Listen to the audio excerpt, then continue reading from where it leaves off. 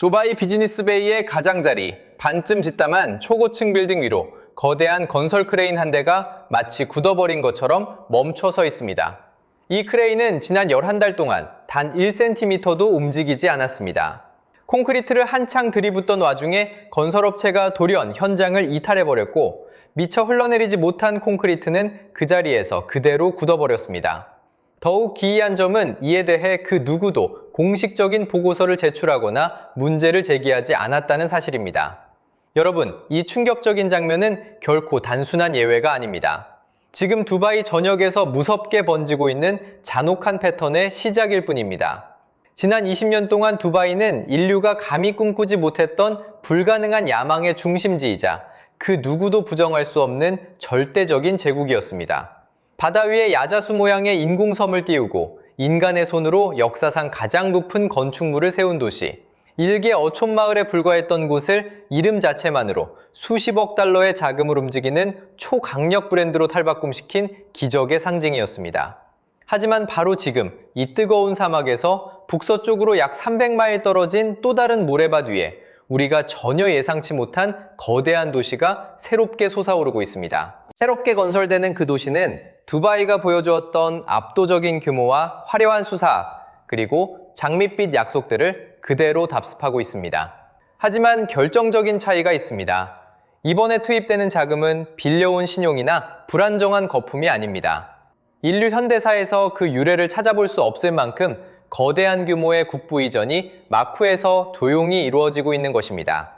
오늘 저와 함께 이 두 도시 사이에서 실제로 벌어지고 있는 은밀한 진실의 내막을 세 가지 단계로 나누어 집요하게 파헤쳐보려고 합니다. 눈앞에 드러난 표면적인 징후들, 그 아래 도사린 구조적인 원인들, 그리고 양국 정부, 그 누구도 여러분이 소리내어 질문하기를 원치 않는 단 하나의 치명적인 질문까지 말입니다. 만약 여기서 뷰를 닫아버린다면 여러분은 이 모든 진실의 열쇠가 담긴 세 번째 단계를 완전히 놓치게 될 것입니다. 바로 그곳에서 모든 판도가 뒤바뀌기 때문입니다. 이 영상을 보고 계시는 여러분은 이미 직감하고 계실 겁니다. 정부가 발표하는 공식적인 번영의 내막 뒤에 감춰진 무언가 석연치 않은 공백을 말이죠. 그 본능적인 의심은 100% 사실이며 지금이 바로 그 직감을 믿고 끝까지 추적해야 할 때입니다. 2023년부터 2024년으로 이어지는 두바이의 공식 통계 지표들은 겉보기에 눈이 멀 만큼 화려했습니다. 2023년 한 해 동안 부동산 거래 대금은 무려 3,110억 디르함이라는 역대 최고치를 경신했고 도시에 발을 들인 관광객 수는 1,700만 명을 훌쩍 넘어섰습니다. 두바이는 스스로를 중동 전체에서 유일하게 영원한 안정을 확보한 기적의 땅으로 포장했습니다. 하지만 우리가 반드시 짚고 넘어가야 할 사실이 있습니다. 겉으로 보이는 안정과 어떠한 충격에도 무너지지 않는 불침의 성벽은 결코 같은 것이 아닙니다. 두바이는 언제나 이 두 가지 개념을 의도적으로 혼동해왔고 그 오만한 착각의 대가를 치러야 할 시간이 마침내 다가오고 있습니다. 이 화려한 공중정원 밑바닥에 깔린 치명적인 구조적 균열은 다름 아닌 레버리지, 즉 막대한 부채입니다. 비유적인 표현이 아니라 날 것 그대로의 천문학적인 금융빚을 의미합니다. 두바이는 지난 2009년 금융위기 사태를 겪은 이후 사태 수습 과정에서 정부 관련 기업들을 통해 무려 1,400억 달러에서 1,600억 달러에 달하는 상상을 초월하는 부채를 조용히 축적해왔습니다. 당시 파산 직전에 몰렸던 두바이가 이웃 국가인 아부다비로부터 100억 달러라는 긴급 자금을 수혈받아 겨우 목숨을 건졌을 때 그것은 뼈아픈 교훈이 되었어야 했습니다. 하지만 그들은 아무것도 배우지 않았습니다. 오히려 그 이후 10년 동안 더 화려한 마케팅과 더 높은 초고층 빌딩, 그리고 언론의 헤드라인을 장식하기 위해 급조된 일회성 프로젝트들 뒤로 똑같은 위험한 부채 구조를 고스란히 재건했습니다. 지속 가능한 경제적 토대를 다지는 대신 말입니다. 그리고 이 화려한 마천루들을 피와 땀으로 올린 수많은 노동자들은 지금 이 순간에도 알쿠주와 소나프루의 비참한 노동수용소에 갇혀 지내고 있습니다. 그들 중 상당수는 짧게는 4달에서 길게는 6달 동안 단 한 푼의 임금도 받지 못했습니다. 이것은 단순한 소문이 아닙니다. 대형 건설사들이 자금난이라는 벽에 부딪힐 때마다 매번 반복되는 철저히 은폐되고 정형화된 착취의 패턴이자 기록으로 증명된 진실입니다. 2024년 말에 접어들면서 두바이에서 활동하던 최소 3곳 이상의 중견 건설사들이 하도급 노동자들에 대한 임금 지급을 전면 중단했습니다. 하지만 불쌍한 노동자들은 이 지옥 같은 곳을 떠날 수도 없습니다. 고용주들이 법을 위반해가며 그들의 여권을 강제로 압수해 보관하고 있기 때문입니다. 이 사실은 이미 여러 차례 공식 문서를 통해 입증되었습니다. 노동자들은 좁아 터진 방 하나에 8개의 침대가 다닥다닥 붙어있는 열악한 환경 속에서 돈이 바닥나면 한없이 느려지는 사법 시스템의 처분만을 마냥 기다리고 있습니다. 이제 여러분 스스로에게 한번 물어보십시오. 두바이의 눈부신 성장을 지탱하는 모든 인프라가 정작 건물을 짓는 당사자들에게는 최소한의 법적 권리조차 보장하지 않고 도망칠 길마저 막아버린 잔인한 착취 위에 세워진 것이라면 그 화려한 도시의 실질적인 기반은 과연 얼마나 취약한 것일까요? 이 무거운 의문을 가슴 한구석에 묻어둔 채 이제 우리는 이곳에서 약 300마일 떨어진 곳에서 진행 중인 또 다른 거대한 야망으로 시선을 돌려야 합니다. 바로 네옴시티입니다. 이 단어는 말하는 이의 관점에 따라 인류 도시 문명의 찬란한 미래로 포장되기도 하고 혹은 부동산 역사상 가장 값비싼 집단적 환각이자 대규모 사기극으로 치부되기도 합니다. 이 초거대 프로젝트에 따라붙는 예산의 숫자는 너무나 자주 바뀌어서 초기 계획이었던 5천억 달러라는 천문학적인 금액조차 이제는 초라해 보일 지경입니다. 더 라인, 신달라, 옥사곤, 그리고 주변 인프라망을 모두 포함해 네옴시티를 완공하는 데 투입돼 실제 총자본 규모는 향후 30년간 최소 8천억 달러에서 최대 1조 2천억 달러에 이를 것으로 추산됩니다. 이것은 단순한 도시개발 예산 수준이 아닙니다. 한 국가의 경제체질 전체를 뿌리째 뜯어 고치는 전대미문의 국가개조 사업입니다. 그리고 이 무모해 보이는 네옴 프로젝트의 거대한 이면에는 사우디아라비아의 국가 생존 전략인 비전 2030이라는 명확한 틀이 존재하고 있습니다. 그리고 사우디의 비전 2030은 결코 정책의 탈을 쓴 일시적인 허영심이나 전시 행정이 아닙니다. 그것은 국가의 생사가 걸린 근본적인 체질 개선이자 실존적 몸부림입니다. 현재 사우디아라비아 왕국 재정 수입의 무려 70%가 석유 수출에 의존하고 있습니다. 국제통화기금은 사우디아라비아가 주가 예산의 균형을 맞추기 위해 배럴당 최소 80달러 이상의 고유가가 유지되어야 한다고 끊임없이 경고해 왔습니다. 글로벌 에너지 전환이 유례없이 가속화되는 세상에서 매년 이 위태로운 숫자에 국가의 운명을 거는 것은 소름 끼치도록 위험한 일입니다. 따라서 사우디 왕국이 네옴을 건설하는 진짜 이유는 단순히 두바이와 관광객 유치 경쟁을 벌이기 위해서가 아닙니다. 그들에게는 이 정도 규모의 거대한 대체 산업을 일으키는 것 외에는 생존할 수 있는 다른 선택지가 전혀 없기 때문입니다. 이는 과거 두바이의 팽창을 이끌었던 단순한 성장에 대한 갈망과는 근본적인 궤를 달리하는 절박한 생존 본능입니다. 두바이가 자본을 유혹하기 위해 지어졌다면 사우디아라비아는 오직 살아남기 위해 짓고 있습니다. 타리크 알파르시라는 이름은 그 어떤 화려한 정부 보도자료에도 등장하지 않습니다. 그는 2018년부터 2024년 사이에 두 시장을 모두 겪었던 수십 명의 부동산 전문가들의 내부 증언을 토대로 재구성한 상징적인 인물입니다. 그는 두바이 마리나와 주메이라 빌리지 서클에서 무려 6년 동안 미분양 분양권을 판매하며 업계 최고로 인정받았습니다.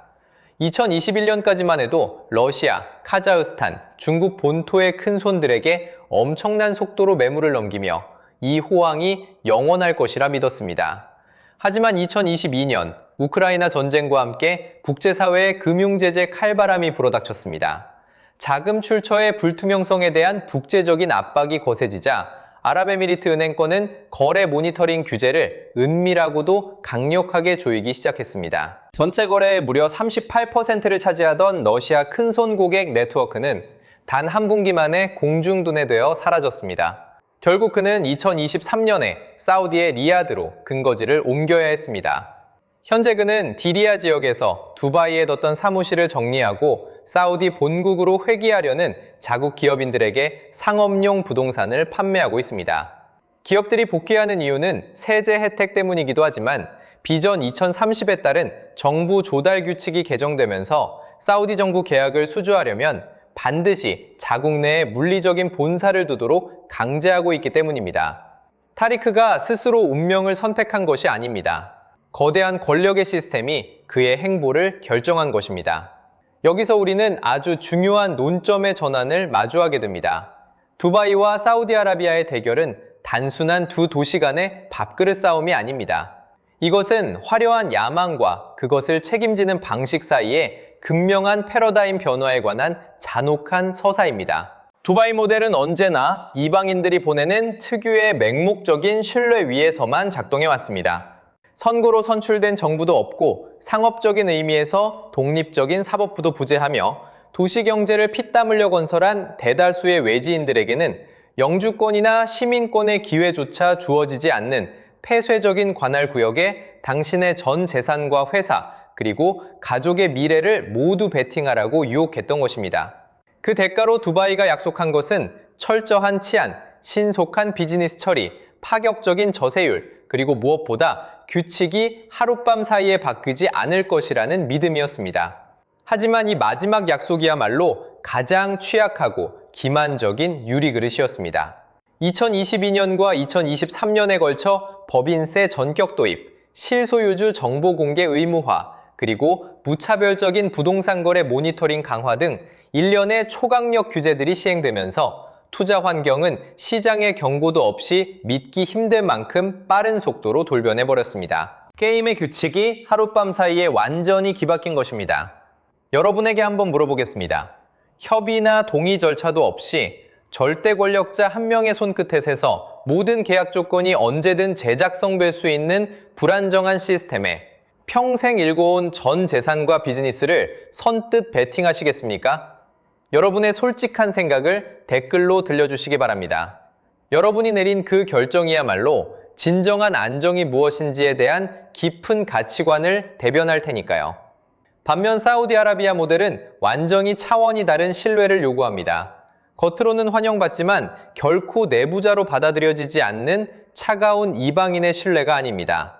그들은 철저한 주류로서의 참여와 동화를 요구합니다.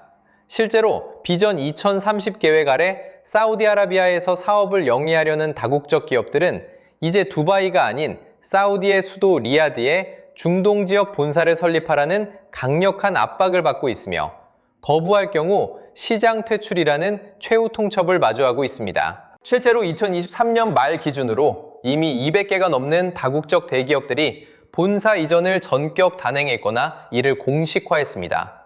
사우디 정부는 기업이 자신들의 영토 안에 완전히 정착해야만 각종 라이선스와 정부 조달 계약의 혜택을 받을 수 있도록 정교하게 덫을 설계해 두었습니다.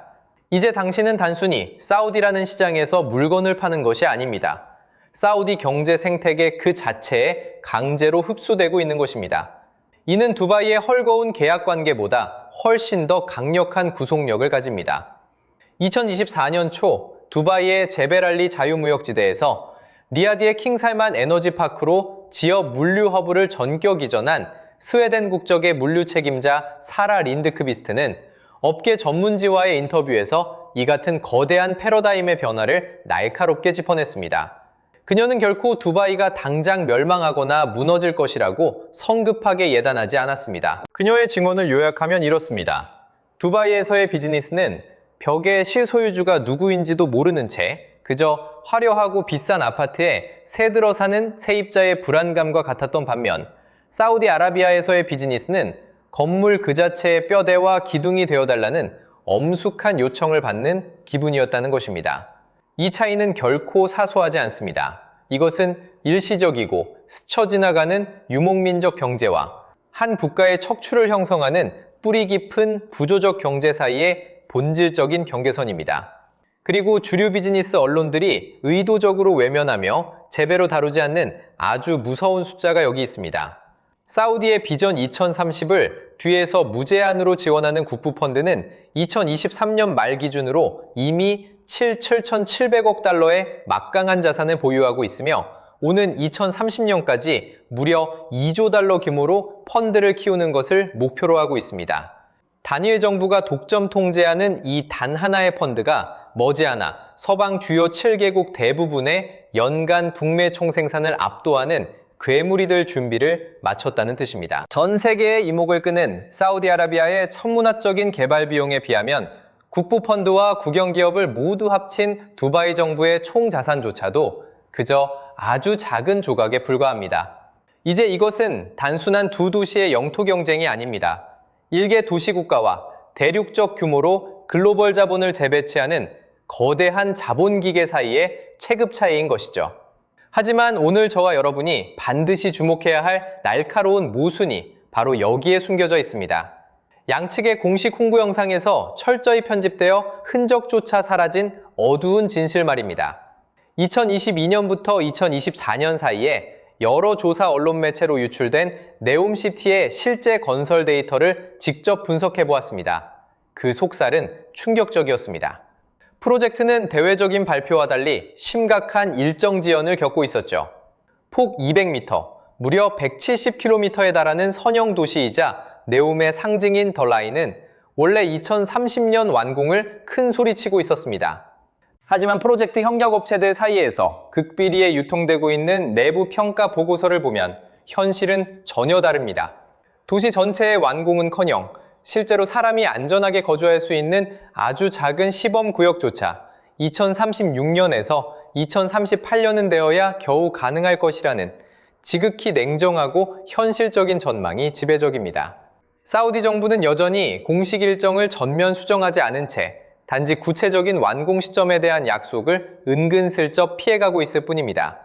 이러한 정부의 침묵 자체가 그 어떤 수치보다 강력한 진실을 말해주는 일종의 데이터가 아니겠습니까? 더 참혹한 사실은 사막 한가운데서 네옴을 건설하는 노동자들의 현실이 과거 두바이 노동수용소의 비참한 실태와 여러모로 너무나 닮아 있다는 점입니다. 인권단체들이 은밀히 조사한 네옴 건설 현장의 보고서에는 임금체불과 여권 강제 압수, 열악한 주거 환경에 대한 생생한 고발이 담겨 있습니다. 착취의 지리적 배경만 바뀌었을 뿐 그 밑바닥을 지탱하는 노동의 구조는 단 한 걸음도 비극에서 벗어나지 못했습니다. 그렇기에 우리가 두바이와 사우디아라비아를 서로 다른 운명을 가진 경쟁 상대로만 바라본다면 두 시스템이 본질적으로 공유하고 있는 거대한 모순을 놓치게 됩니다.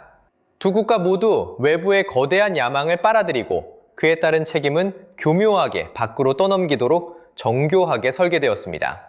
법적으로 거부할 권리가 전혀 없는 나약한 이주 노동자들의 피와 땀 위에 가장 찬란한 마천루를 세웠죠. 외부인들에게는 철저히 침묵을 지키는 대가로만 유지되는 조건부 안정만을 약속했습니다. 유일한 차이는 규모와 시점일 뿐입니다. 사우디는 이제 막 그 비극적인 개발 주기에 진입했고 두바이는 이미 그 주기의 끝자락에 다다랐습니다. 이 거대한 모래성이 마침내 침묵을 강요할 수 없는 한계에 이를 때 과연 어떤 파국이 밀려올까요? 두바이의 경우 이 파국의 경고음은 결코 눈앞의 상상이 아닙니다. 비즈니스베이 한복판에 멈춰선 채 녹슬어가는 타워 크레인은 거대한 붕괴의 전조 증상 중 하나일 뿐입니다. 2025년 1분기 기준 두바이 토지국의 공식 데이터에 따르면 무려 4만 7천 가구가 넘는 아파트가 분양대금을 지불하고도 공사가 중단되어 완공 지연 통보를 받은 상태로 확인되었습니다. 평생 모은 돈을 내고 내 집 마련의 꿈에 부풀었던 계약자들은 기약도 없는 유령 건물을 바라보며 분통을 터뜨리고 있습니다. 지연 기간은 이제 몇 달 수준을 넘어 수년째 이어지고 있죠. 그렇다고 법적인 소송을 제기하기도 쉽지 않습니다. 계약서 자체가 전적으로 개발업자에게 압도적으로 유리하게 작성되었기 때문입니다. 결국 그들이 할 수 있는 일이라곤 탄원서를 쓰고 소셜미디어 단체 대화방에 모여 서로의 처지를 한탄하며 하염없이 대기하는 것뿐입니다. 그들에게는 이제 신락 같은 희망조차 남아있지 않습니다. 이것이 바로 우리가 직면한 다음 경제 위기의 정교한 설계도입니다. 갑작스러운 붕괴가 아니라 지키지 못한 약속들이 서서히 콘크리트처럼 굳어지며 숨을 조여오는 고사 상태 말입니다. 도시는 끊임없이 장밋빛 미래를 선전하며 팔아치우고 있지만 정작 그 미래를 믿었던 사람들의 비참한 현실은 차갑게 얼어붙고 있습니다. 사우디아라비아 역시 조만간 자신들만의 잔인한 현실과 마주하게 될 것입니다. 타인의 기대와 천문학적인 빚을 빌려 이토록 무모한 속도로 건물을 쏟아붓는 자들에게 수학적 법칙은 결코 자비를 베풀지 않기 때문입니다. 이제 질문은 이 거품의 주기가 언제 바뀔 것인가가 아닙니다. 이 폭풍이 지나간 뒤에 과연 무엇이 살아남을 것인가입니다. 사막 위에 페트라를 세웠던 고대 나바테아인들도 로마의 팔미라도 결국 모래바람 속에 묻혀 약속과 현실의 비극적인 간극만을 역사에 남겼습니다. 과거 20세기의 인류는 석유 위에 화려한 도시를 건설했습니다. 그리고 21세기의 인류는 석유가 스스로의 대체제를 마련해 줄 것이라는 거대한 약속 위에 도시를 짓고 있습니다. 물론 그들의 장담대로 될지도 모릅니다. 국구펀드의 규모가 상상을 초월할 정도로 거대하고 시간적 여유가 충분하다면 이 거대한 패러다임의 전환이 아무런 충격 없이 연착륙할 수도 있겠죠. 어쩌면 더라이는 인류 역사상 가장 중요한 도시공학적 실험이 될 것이고, 두바이는 비밀리에 채무 구조를 조정해 한층 더 단단해진 모습으로 부활할지도 모릅니다. 둘 다 가능한 시나리오입니다. 하지만 현실의 비즈니스 베이 크레인은 지난 11개월 동안 단 1mm도 움직이지 않았습니다. 그리고 그 철골 아래에서 하루하루를 버틴 노동자들은 여전히 받지 못한 임금을 기다리고 있습니다. 이것만이 그 어떤 장밋빛 미래 전망도 필요치 않은 오늘날의 차가운 진실입니다. 언론이 받아 적는 공식 발표 이면에서 진짜 움직이는 배후의 거대한 시스템을 꿰뚫어 보고 싶다면 이 영상에 좋아요를 눌러주십시오. 여러분의 작은 관심은 알고리즘에 이 탐사 보도가 계속되어야 한다는 강력한 신호를 보냅니다. 구독과 알림 설정을 통해 전 세계의 가장 야심찬 프로젝트들의 감춰진 이면을 날카롭게 질문하는 저와 우리의 여정에 동참해 주시기 바랍니다. 지금 이 순간 두바이와 사우디 시장에서 중요한 결정을 내리려는 지인이 있다면 이 영상을 꼭 공유해 주십시오. 여기에 담긴 정보는 그 어떤 분양 카탈로그에서도 찾아볼 수 없습니다. 본 영상은 거시경제적 전략 분석 보고서와 추정 데이터, 지정학적 상황을 바탕으로 한 시나리오를 다루고 있으며 어떠한 금융적 투자나 법적 자문도 제공하지 않습니다. 냉철한 눈으로 세상을 바라보는 여러분만의 독자적인 분석과 판단에 참고자료로만 활용해 주시기를 진심으로 당부드립니다.